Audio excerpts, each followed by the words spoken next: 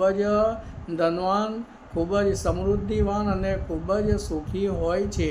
મિત્રો, જે મકાનમાં વાસ્તુ દોષ લાગુ પડી જતા હોય છે એ મકાનના વ્યક્તિઓ ખૂબ જ સંઘર્ષમય જીવન જીવે છે। મિત્રો, આજે હું જે આ એક કાર્ય જે લઈ અને આપની સમક્ષ સમર્પિત કરું છું એ દરેક વ્યક્તિઓના માટે ખૂબ જ સહાયરૂપ બનશે।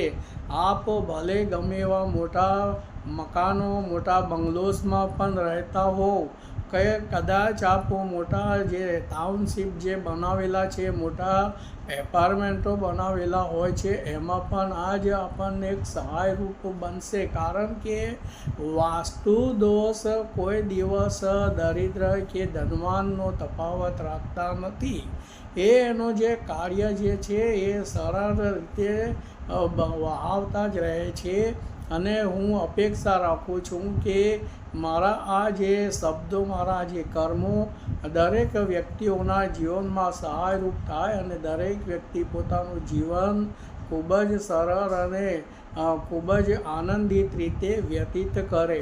મિત્રો, હવે હું આપણને જે મારે એક પાછળ વાસ્તુ ભગવાન જે વાસ્તુ પુરુષ કહીએ છીએ એમનો એક પોસ્ટર મૂક્યો છે।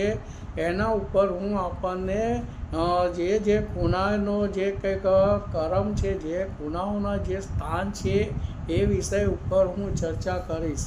મિત્રો, આ જ એક હું એ વાસ્તુ ભગવાનનો પોસ્ટર નિર્માણ કર્યો છે એના ઉપર પણ એક ધ્યેય છે। કારણ કે મને અમુક મારા જે મિત્રગણ હતા એમને સંદેશા અને મને એવા શબ્દરૂપી વાત કરી કે મહારાજજી, આપ જો કદાચ દિશા અને ખૂણા એવા કોઈ ફોટા ઉપર બતાવો તો અતિ સારું અને એ અમને સરળ રીતે સમજાય। મિત્રો, આ જે વ્યક્તિઓ બનેલા હોય છે, જે ગ્રેજ્યુએટ માણસો વ્યક્તિઓ હોય છે, એમને ઈશાન છે, નોર્થ છે, ઈસ્ટ છે, એ જ ખૂણાઓના એમને ખબર પડતી જ હોય છે અને જાણતા જ હોય છે। પરંતુ મધ્યમ વર્ગના લોકો એટલા આપણે બનેલા ગણેલા નથી હોતા, છતાં પણ દોષ તો આપણે એ પ્રમાણેના જ આપણે પણ ભોગવીએ છીએ।